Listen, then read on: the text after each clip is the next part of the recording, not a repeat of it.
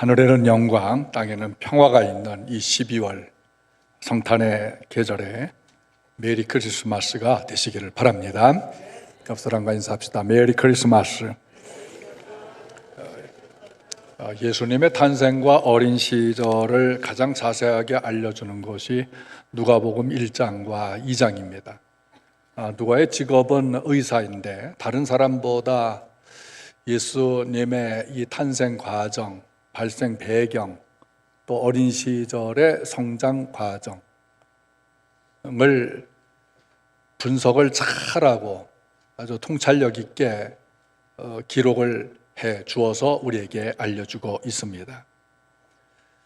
하나님께서 누가인 이 의사 누가에게 이 성령의 감동을 주셔서 누가복음과 사도행전을 쓰게 하셨고요.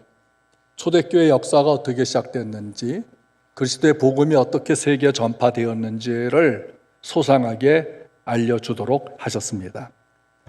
1절에 그때 가이사 아구스도가 영을 내려 천하로 다 호적하라고 하였으니, 이 그때에는 세례 요한이 태어나 자라면서 심령이 강하여 이스라엘에 나타날 날까지 빈들 광야에 있었던 때입니다.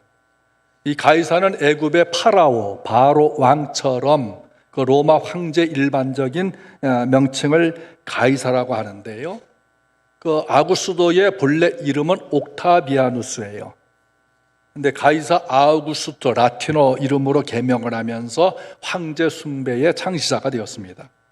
가이사 아우구스토는 로마가 지배하는 나라들이 무질서함을 바로잡고 세금을 거두어 들이기 위해 모든 사람은 조상의 본적지로 가서 호적을 하고 인구조사에 응하라고 명령을 합니다. 2절에 이 호적은 구레뇨 수리아 총독이 되었을 때 처음 한 것이다 라고 말합니다. 모든 사람이 본적지에 가서 등록을 하고 인구조사에 응해야 되기 때문에 많은 시간과 왕복 교통비, 숙박비가 들고 불평과 위험을 무릅쓰고라도 순종을 해야만 했던 것입니다.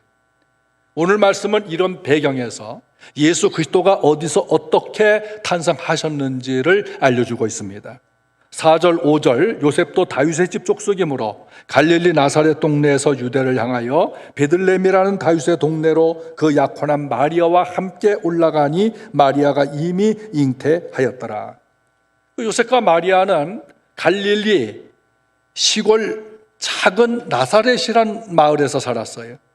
예수님을 잉태한 마리아가 나사렛에 살고 있으니 예수님은 당연히 나사렛에서 태어나야만 합니다. 그런데 어찌해서 그 멀리 베들레헴까지 가서 태어나셨을까요?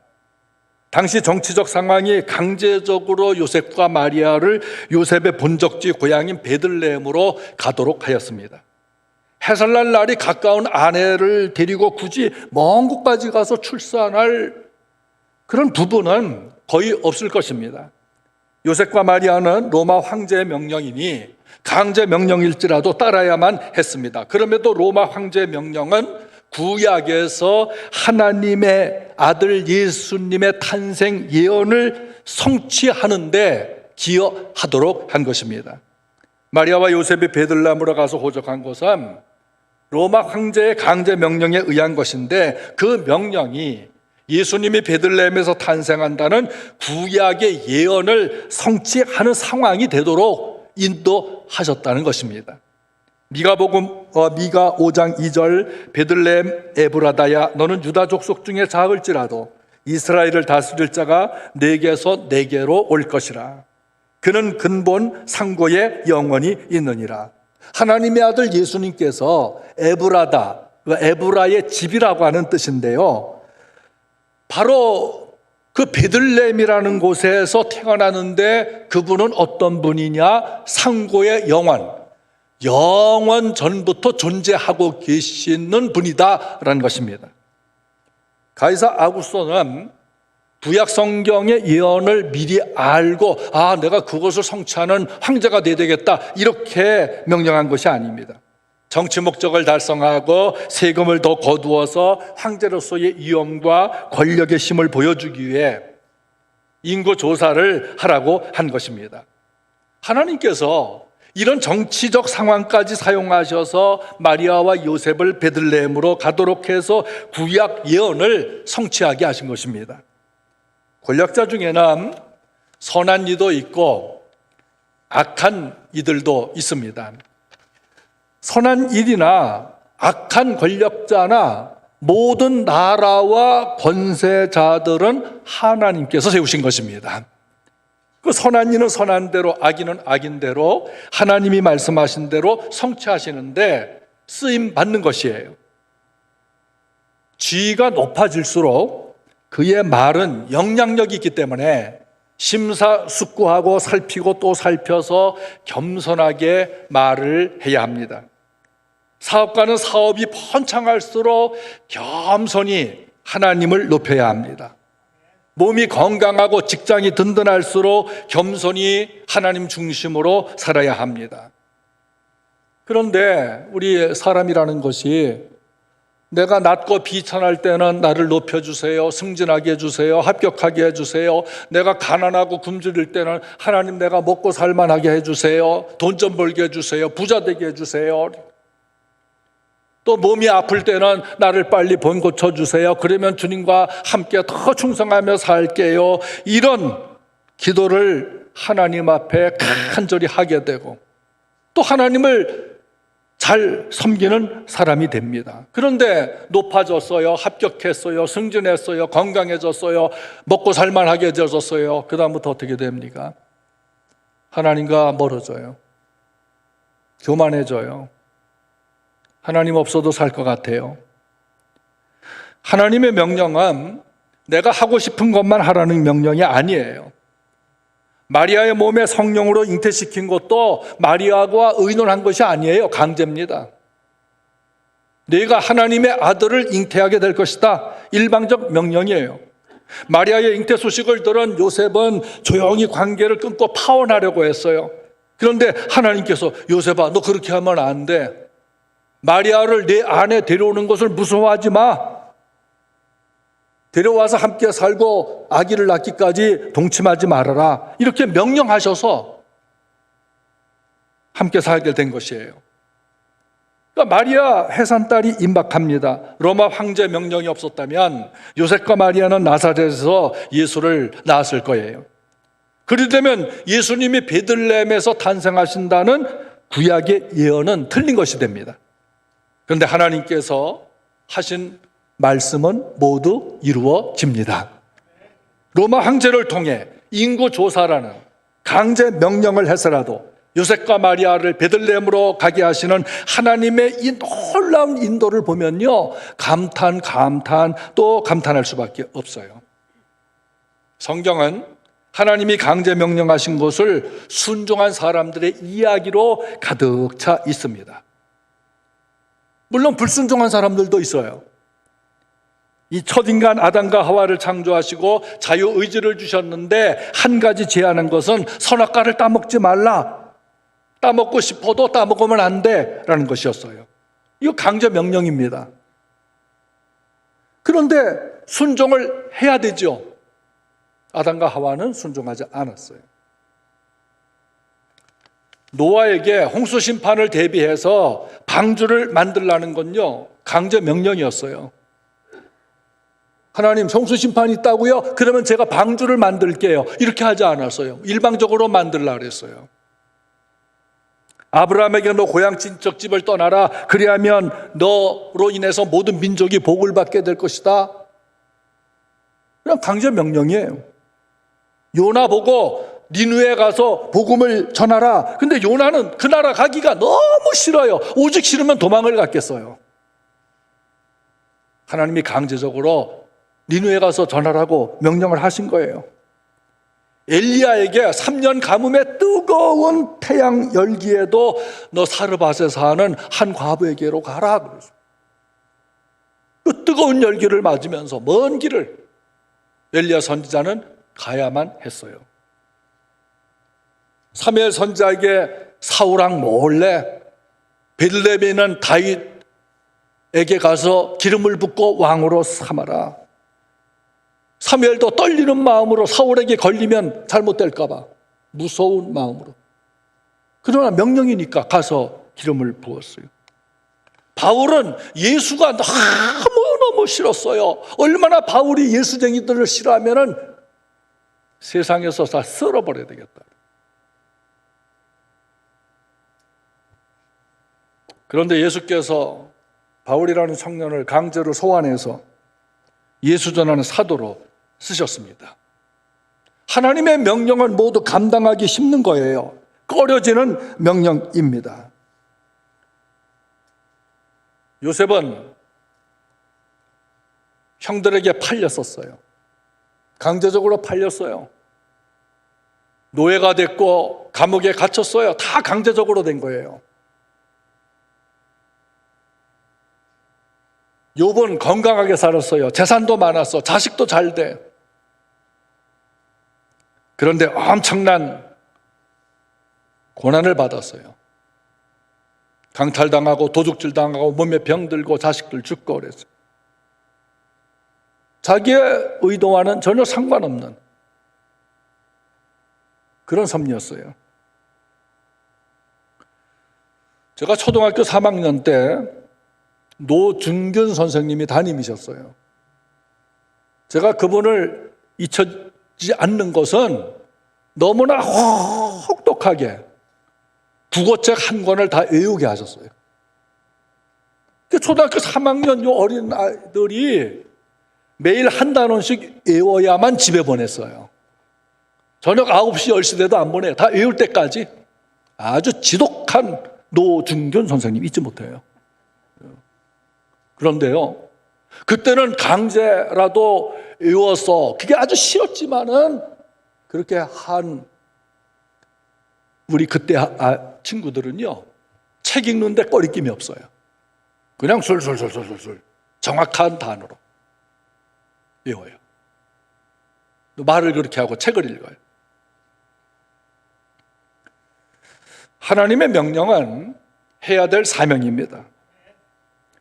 무엇을 하라고 강제로 명령을 했다 할지라도 그 명령을 듣고 행하는 이에게는 하나님께서 먼저 감당할 은혜를 주신 것입니다. 근데 그 은혜를 발견했느냐 못했느냐 이거예요. 마리아가 잉태하기 전에 은혜를 받은 자여 그랬어요. 요셉이 마리아 데려와서 함께 살아라 하기 전에 이미 요셉에게 하나님께서 은혜를 주셨어요. 오늘 이런 은혜를 발견하시길 바라요. 나에게 무엇인가 강제적으로 일이 먹가 닥쳤다 하라고 하신다. 그런데 나는 아직도 몰라. 하기 싫어. 근데 하나님께서는 이미 감당할 은혜를 주신 거예요. 그래서 은혜를 받은 자여. 노아가 방주 짓기 전에 노아는 하나님의 은혜를 입었더라. 그러죠.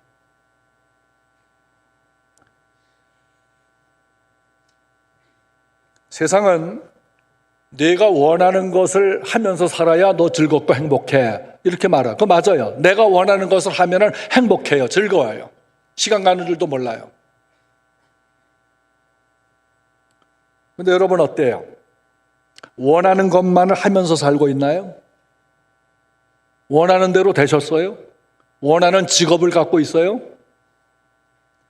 하나님이 저를 목사로 부르실 때 저 정말 싫었거든요. 제가 원하는 것도 아니에요. 저는 꿈이 다른 데 있었어요. 근데 하나님께서 목사로 부르셨어요. 강제예요. 그래서 순종했어요. 목사가 되고 보니까 이게 좋아요.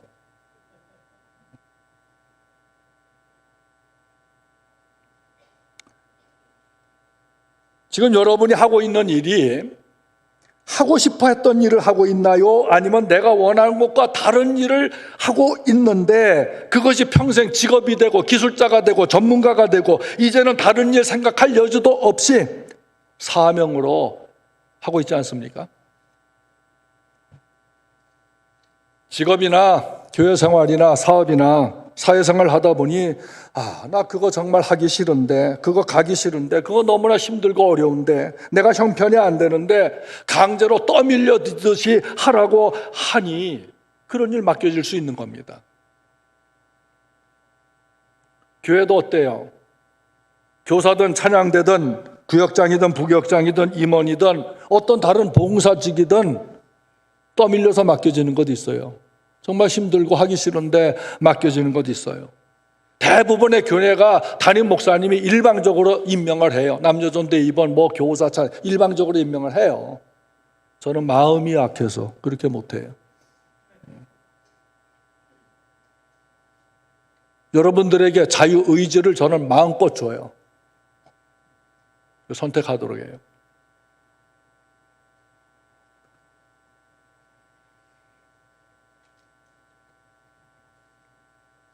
그러나 그것을 사명이라고 받아들이고 순종을 해보세요. 순종하면요, 믿음이 커집니다.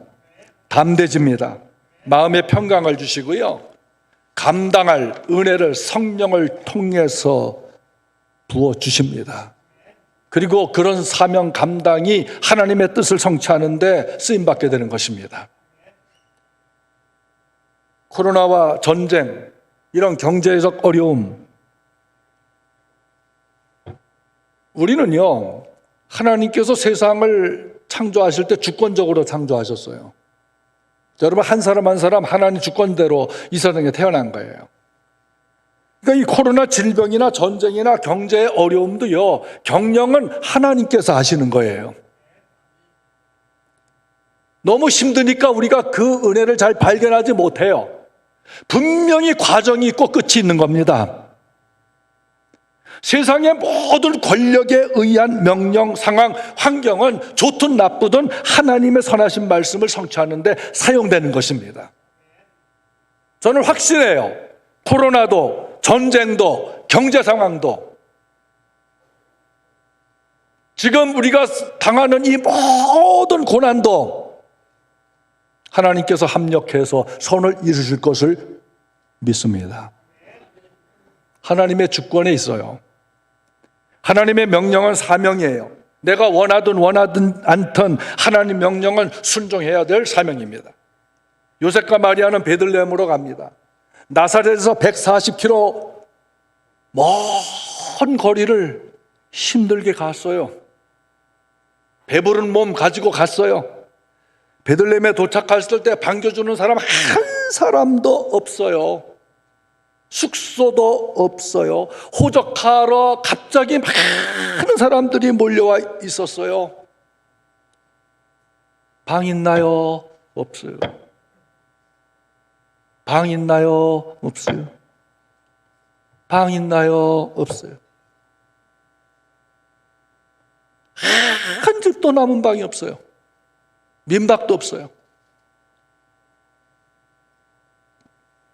알아보고 또 알아봐도 모든 집은 10,000원이어서 구할 수가 없었습니다. 근데 어느 집 주인이 두 사람 보고, 만삭이 된 마리아를 보고 너무 안타까운 거예요. 그게 동정심이 발휘돼. 너무 불쌍해. 저기 마구간이라 하나 있는데 저기라도 괜찮으면은 저기에 얼마 동안 있어도 된다고 마구간을 내줬어요. 거기는 냄새가 나요. 건초더미가 널려있는 마구간에 투숙을 합니다. 6절에 거기 있을 그때 해산할 날이 차서 첫 아들을 낳아 강보로 싸서 구유에 뉘었으니 이는 여관에 있을 곳이 없음이로다. 예수님이 마구간에서 탄생하셨어요. 나사렛에서 있었더라면 집에서 편안하게 출생을 했을 것을 베들레헴 마구간에서 주님이 출생하고 구유에 뉘어졌습니다. 집주인은요, 마구간을 내줬어요. 마구간은 비천한 장소예요. 냄새가 나요. 지저분해요. 예수님 하늘 영광 그 아름다운 것을 버리고 죄악의 냄새가 풀풀 나는 이 더러운 세상, 비천한 세상에 오신 것을 마구간 탄생을 통해서 상징하고 있는 거예요. 요셉과 마리아에게는 그곳이라도 내어준 주인이 그 말뿐이었습니다. 저는 마구간을 내어준 주인이 오늘 오후에 여러분이 드리는 사랑의 빵통이나 성탄절에 드리는 연탄과 같다는 생각이 듭니다. 집주인에게 마구간은 내어줘도 그만이고 내어주지 않아도 그만이에요. 그러나 거할 것이 없는 마리아, 요셉에게는 마구간이 잠자리가 되고 쉴 곳이 되고 해산할 장소가 되고 아기를 구유에 누일 수 있는 따뜻한 공간이 되어줬습니다. 여러분이 드리는 작은 사랑의 빵통, 그게 무슨 얼마나 힘이 되겠습니까? 연탄 한 장이 얼마나 되겠습니까? 그러나 작은 빵통에 담긴 금액이나 연탄 한 장 한 장은 가진 자들에게는요 없어도 돼요. 난방 잘 되는 집에 사는 사람에게는 없어도 돼요. 먹을 것이 항상 있는 사람들에게는 빵 한 조각 없어도 돼요. 하지만 그것을 받는 가난한 우리 이웃과 아프리카 이들 전쟁 난민들에게는 엄청난 돈이고 따뜻한 겨울을 나게 하는 가치가 있는 것이에요. 1970년대 우리나라에 거지들이 참 많았어요.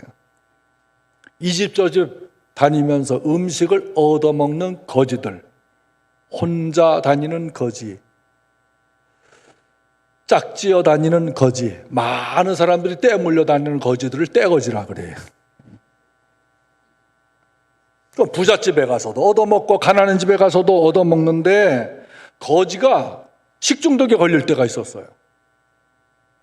부잣집에서 먹은 음식에 식중독이 걸렸을까? 가난한 집에 얻어먹은 음식이 식중독에 걸렸을까? 부잣집에서 먹은 음식 때문에 식중독에 걸렸어요. 왜 그러느냐? 부잣집은 쌓아놓았던 음식을 줘요. 오래된 음식이에요. 균이 있어요. 누가복음 16장에 거지 나사로가 엄청난 부잣집 대문에서 거기다서 나오는 음식을 얻어 먹다가 병에 걸렸단 말이에요. 가난한 집 음식은 뭐냐?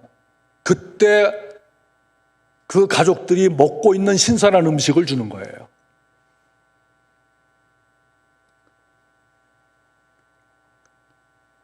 우리가 드리는 작은 빵통이 그는 아주 신선한 헌신입니다. 연탄 한 장 깨끗한 헌신입니다. 균이 묻지 않고 더러움이 묻지 않는 부패가 없는 그런 헌신입니다.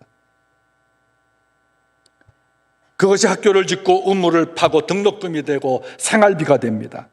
연탄이 추운 겨울을 따뜻한 방에서 지내게 하는 사랑의 난로가 돼요. 그들을 살리는 일을 하게 되는 것입니다. 마치 예수님께 바쳐진 냄새나고 비천한 마구간처럼 따뜻함을 주는 것.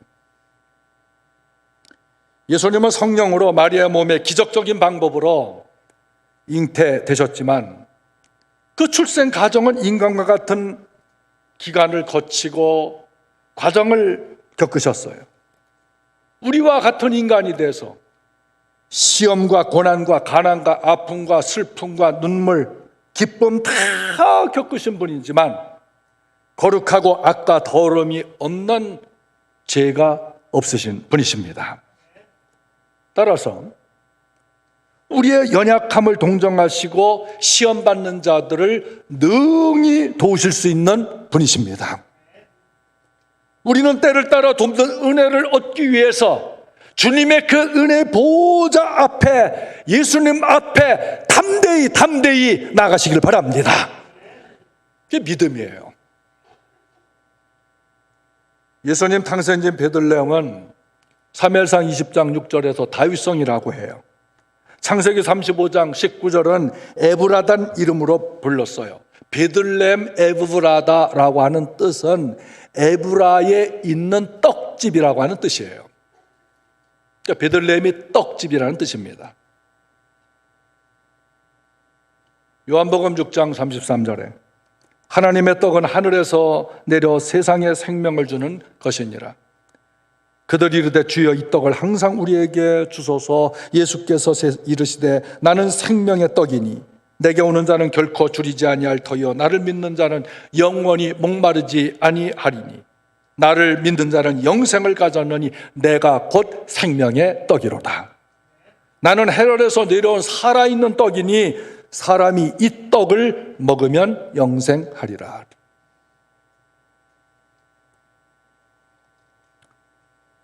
죄가 무엇입니까? 무엇을 죄라고 합니까?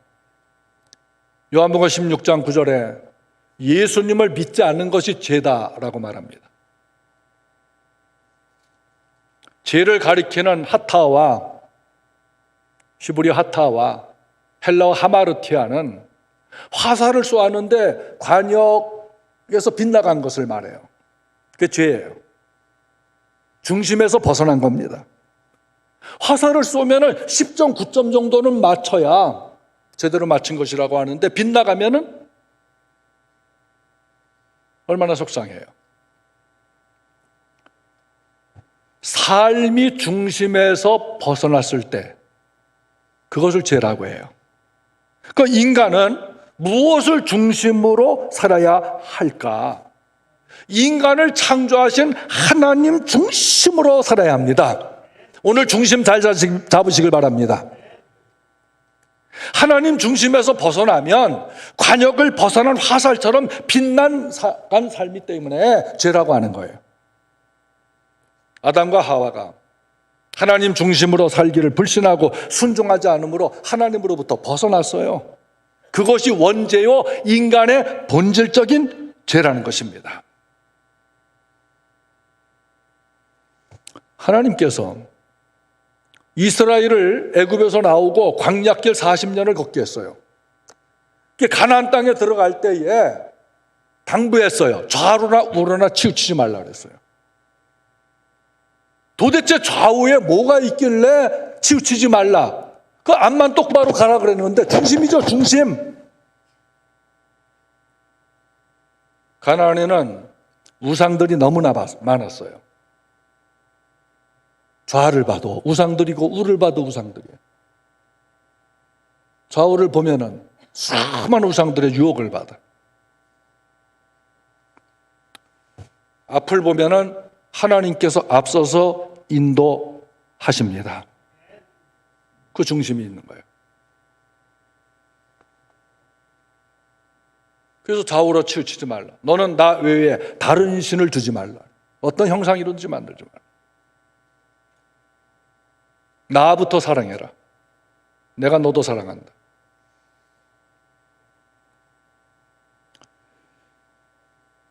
예수님께서 우리들의 삶의 중심으로 지금 딱 서 있는 거예요. 여러분, 믿음의 중심 다시 한번 잘 잡으시길 바라요. 예수 그리스도는 생명의 떡이에요.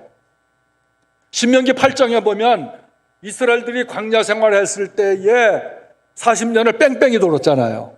물론 그들이 불순종, 한 달이면 갈 것을 40년이나 걸려서 가나안 땅에 들어가. 이런 하나님이 어디 있어요? 왜 그렇게 했느냐? 그들의 불순종으로 돌아다니긴 했지만 광야길을 다니면서 그들을 낮추시는 겁니다. 겸손하게 하는 겁니다.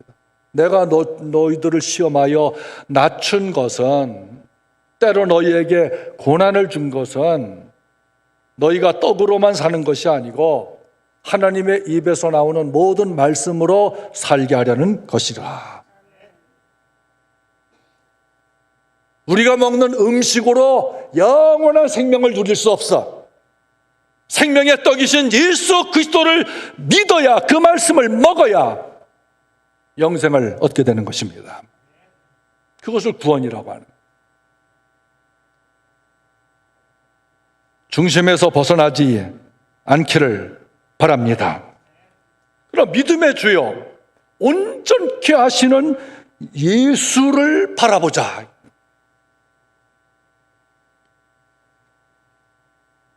중심이 잡히면 방향을 바로잡습니다. 태도가 달라져요. 마음과 생각이 달라져요. 나의 입과 눈과 귀, 생각, 태도, 계획, 마음이 예수께로 향해지는 것입니다. 신앙이라고 하는 것은 자유고 종교의 자유가 있는 나라예요. 내가 믿고 싶은 걸 믿으면 되지, 예수 안 믿는다고 죄라고 하는 것은 너무한 것 아니냐, 독선적인 것이 아니냐 반발할 수 있어요. 자, 우리 사랑하는 분 여러분, 한국 정부가 미국에 파견한 대사를 미국이 불신한다면 한국 정부와 국민을 무시하는 거예요. 반대로 미국 정부가 한국에 파송한 대사를 한국 정부가 무시한다면 미국 정부와 미국 국민을 무시하는 거예요.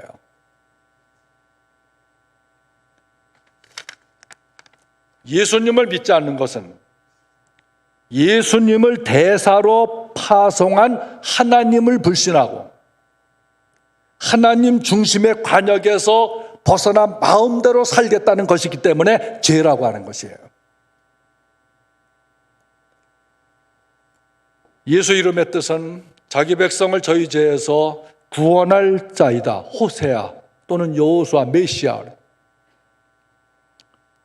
예수님은 연약해서 죄 짓는 인간, 그 죄값으로 죽음의 굴레를 벗어날 수가 없고 지옥 형벌로 영원히 고통받으면서 살아야 하는 인간을 구원하여 위해서 하나님께서 보내신 하늘의 대사입니다. 근데 그 대사를 불신해요? 인정을 못해요? 그게 죄예요.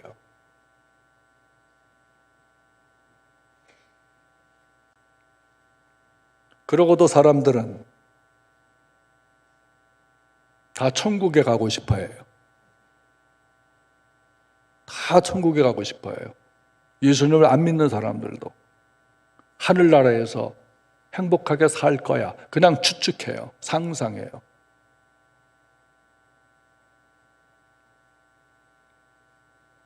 예수님만이 생명의 떡입니다. 예수로 말미암지 않고는 하늘나라 절대 못 갑니다.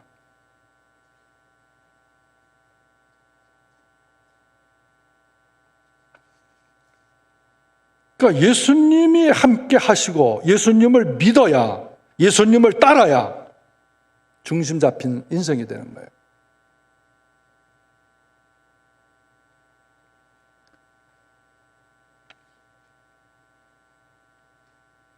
예수님을 영접하고 믿는 것은 영생을 얻고 심판을 받지 않게 하는 것, 이 하나님의 정의예요. 그게 공의예요. 사랑입니다. 예수님을 믿는 성도들은 이 성탄절 예수님의 탄생을 감사하고 축하하는 일뿐만 아니라 예수 재림을 소망하는 은혜의 날이 되셔야 합니다. 예수님 초림하셨어요. 그게 성탄절이에요. 이제 재림이요. 그래서 이 기간을 대림절이라 그래요. 예수님의 재림을 대망하는, 소망하는. 우리가 어떻게 살아야 될까? 첫째, 현재 고난이나 아픔도 하나님의 뜻을 이루는 과정이 돼서 합력하여 선을 이루어 주실 줄 믿고 하나님 중심으로 사시길 바랍니다. 둘째, 자신은 원하는 일이 아니라 할지라도 하라고 강제로 떠맡겨진 것도 힘들지만 감당하는 순종자가 되시기를 바랍니다. 셋째, 성탄절에 감사하고 주님의 재림을 진심으로 대망하면서 감사헌금을 힘있게 준비해서 드리시길 바라요. 여러분, 헌금은 세금 같은 생각을 하면 드리지 마세요.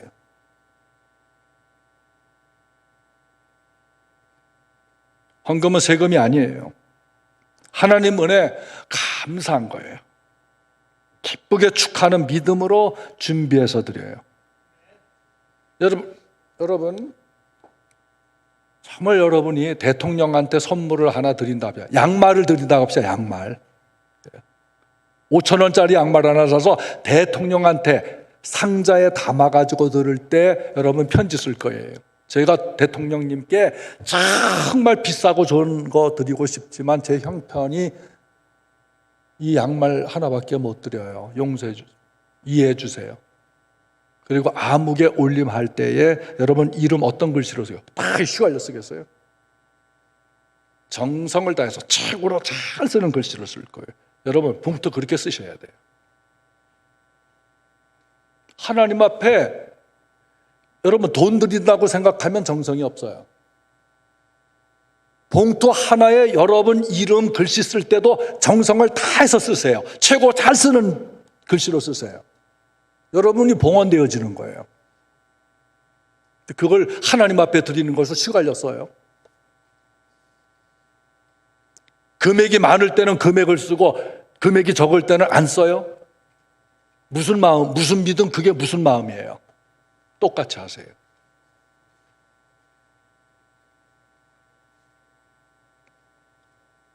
정말 주님 앞에 감사하지 않아요? 하나님의 은혜. 하나님의 은혜. 넷째는 깨어 기도하고 예수님 재림 소망으로 준비하면서 살아야 돼요. 일반 사람들도 연말 연시가 되면 결심을 합니다. 잘못된 거 고치고 잘된 거 더 잘되게 하고 노력하고 결심을 해요. 그 예수 믿는 우리들이 이런 연말 연시를 맞이했는데 어떤 결심을 하면서 살아야 되겠어요? 여러분 이번 주간부터 연말 연시까지 새벽기도 총징을 한다는 생각을 한번 해보세요. 그럼 좀 추워도 날씨가 좀 그저도 나올 수 있지 않겠어요? 기도할 수 있지 않겠어요? 새벽에 저녁에도 기도하잖아요. 그리고 나와서 하나님 중심 바라보면서 여러분을 토해보고 보세요. 토하면 시원하잖아요. 하나님만이 우리를 유쾌하고 시원하게 하시는 분이십니다. 그런 은혜 받아야 되지 않겠어요? 다섯째, 예수님은 화목하게 하시는 평화의 왕으로 오셨습니다. 여러분 자신을 평강이 있는 마음으로 되셔야 돼요. 가족이 화목하셔야 합니다. 이웃과 불화하지 마세요. 용서하세요. 사랑하셔야 됩니다.